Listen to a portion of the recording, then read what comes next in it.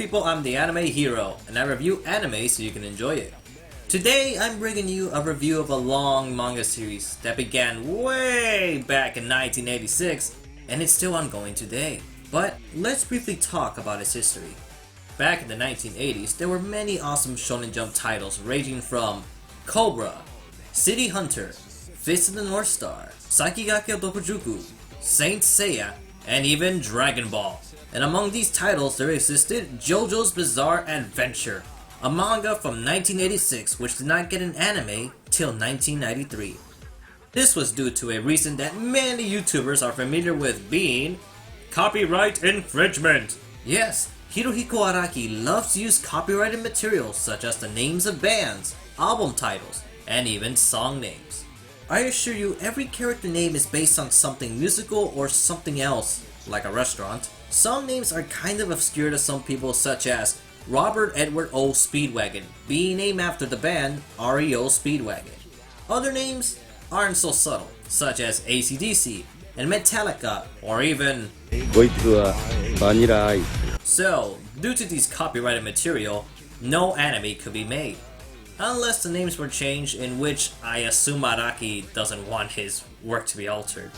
Then in 1993, an OVA was finally made covering the ending of Part 3. Wait, what? Hero, why the hell did you skip 2 arcs and only cover the ending of Part 3? With all honesty, I don't know. I can only guess it was due to some copyrighted names. But even so, it is bizarre that only the final fights were adapted. I mean, they don't explain what the hell is going on, or who the characters are, not to mention, what the fuck are stands? What's even stranger is that 7 years later, the beginning of the arc was adapted into the OVA format. What the fuck is up with this bizarre decision? There were also several games covering parts 1, 3, and 5. The US got their hands on mainly part 3 material, such as the Sega Dreamcast game or the PlayStation version, the OVA DVDs, and the manga. But sadly, the States never licensed anything outside of part 3. Then there was 2012, the year when the world was supposed to have a deadly end.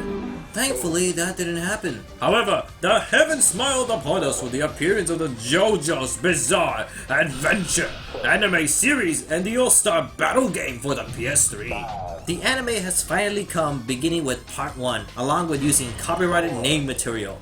So, nothing is altered, and all was good. So yeah, it only took more than 20 years for an anime to begin with its first story. C'est la vie. So enough backstory, and on to what JoJo's Bizarre Adventure is all about. The storyline of JoJo's Bizarre Adventure deals with the Joestar family, while facing many bizarre foes and going on many bizarre adventures of bizarreness, bizarrely. This is the JoJo age, where the world's manliest and womanliest bizarre characters taste culinary delights. Wait. I think I just paraphrased JoJo and Toriko. Nah, I'm sure I know what I'm talking about. So, onto the arcs of Kenshiro's Bizarre Dragon Ball Adventure. Basically, each arc takes place in a different location and timeline, such as Part 1 taking place in Europe in the 1890s, while Part 3 takes place mostly in Egypt during the 1980s. The cool thing about JoJo's Bizarre Adventure is that each storyline follows a different family member of the Joestar family. For example, Part 2 covers the life of Joseph Joestar, grandson of the main character of Part 1.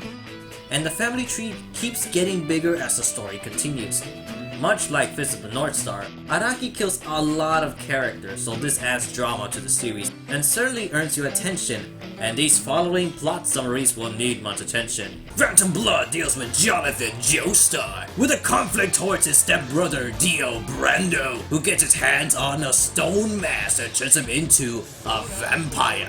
Jonathan is taught the Ripple martial art by his sensei, William Antonio Zeppeli. Jonathan, Zeppeli, and his ever helpful friend, Motherfucking Speedwagon, vow to stop Dio Brando from committing evil and raising an army of vampires.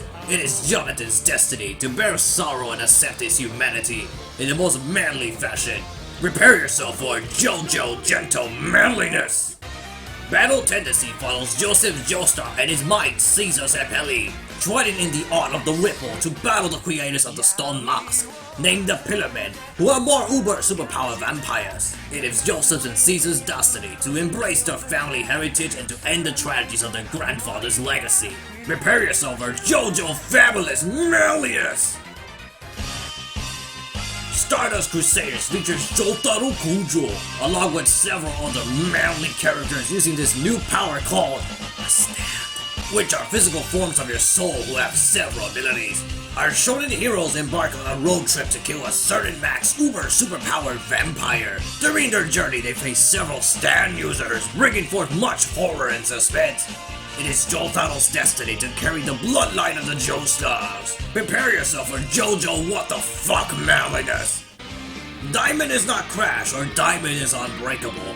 It's the story of Josuke Higashikata and his friends. When these characters encounter a ghost, they are told tales of a serial killer that needs to be stopped, so these spirits can be put to rest.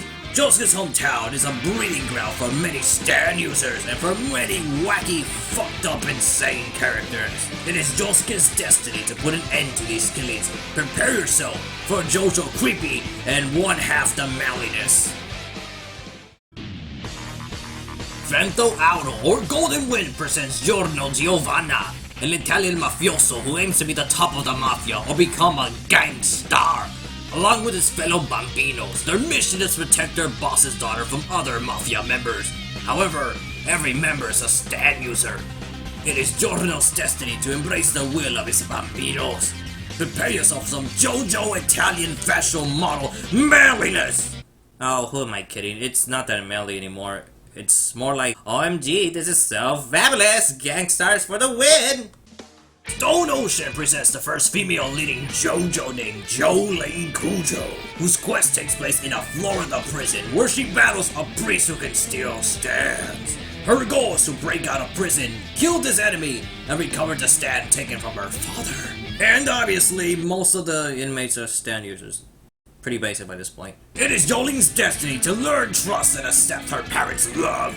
Prepare yourself for JoJo Wo Manliness! Steel Ball Run is a reboot of the first storyline, Phantom Blood, in which Gyro Zeppeli and Johnny Joestar participate in a horse race across the United States of Valentine, while collecting the correspondence of Jesus Christ and stop the corrupt president's ambitions. This western tale features stands and familiar faces such as Diego Brando, and a new assassination technique called the Spell. It is Gyro's and Johnny's destiny to fulfill friendship and bromance. Prepare yourself for JoJo Western Brokeback Mountainous. Yeah, I'm playing. It's not gay, it's just a bromance! Jojolion continues the reboot storyline, retelling the events of Part 4 Diamond is Unbreakable, which focuses on the mystery behind the main character's identity, for he has amnesia. So is he a Joestar or is he someone else entirely? Follow Josuke II and uncover his secret past of the Joestar and Kira family. Prepare yourself for JoJo testicles and some confusing shit. Seriously, he has 4 testicles. I'm not making this up. JoJo is a fast-paced series that shouldn't be missed, but it's not perfect. Okay, the most basic flaw to the series is the art style, because it can get very flamboyant and fabulous. To properly explain myself, you need to see some of the author's inspirations. Hirohiko Araki has always been fascinated by Italy, especially by their statues, which he would later incorporate into his signature JoJo poses, which are present in every arc of the series.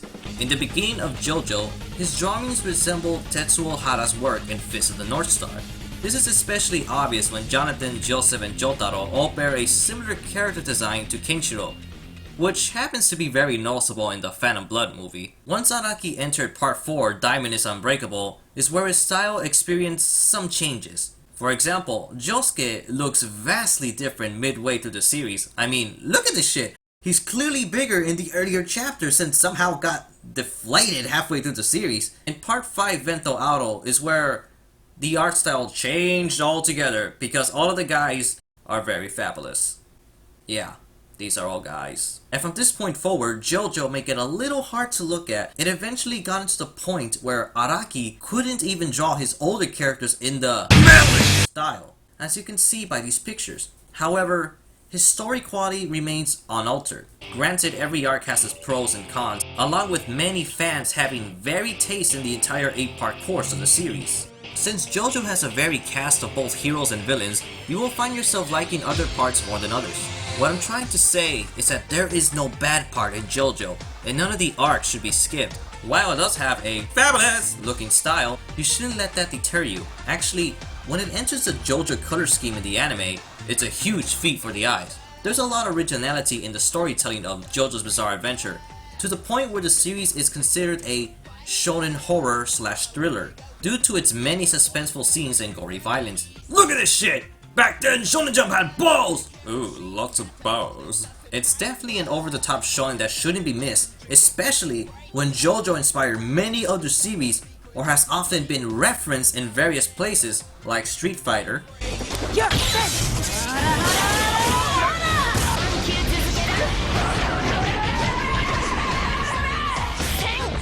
I'll provide a link of the references in the description box because there's that many obscure ones, such as the Incredible Hulk. Parts 1 through 6 of JoJo were published in Shonen Jump, while Parts 7 and 8 were monthly seinens. Part 8 Jojolion is currently ongoing with 24 chapters, and it's not going to end anytime soon. The anime for JoJo's Bizarre Adventure is currently unlicensed, but it's owned by Warner Brothers, so it may eventually be licensed by Viz Media. This anime covers Part 1 Phantom Blood and Part 2 Battle Tendency.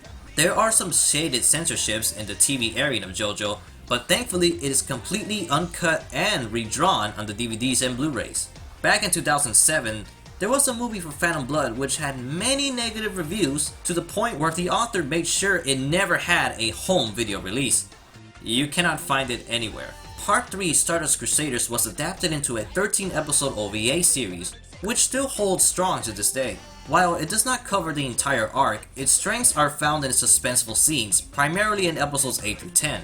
This OVA was released in the States by the company Super Techno Arts, but the DVDs are currently out of print. Plus, the manga for Part 3 is released in the States, however, there's currently 3 volumes out of print. Despite that, there is a chance for the manga to get reprinted, as earlier this year, volumes 4, 5, and 6 were reprinted, along with the Rohana de Louvois, a color spin-off from Part 4 Diamond is Unbreakable. Lastly, the PS3 game of JoJo's Bizarre Adventure All-Star Battle has been confirmed to be released in both North America and Europe.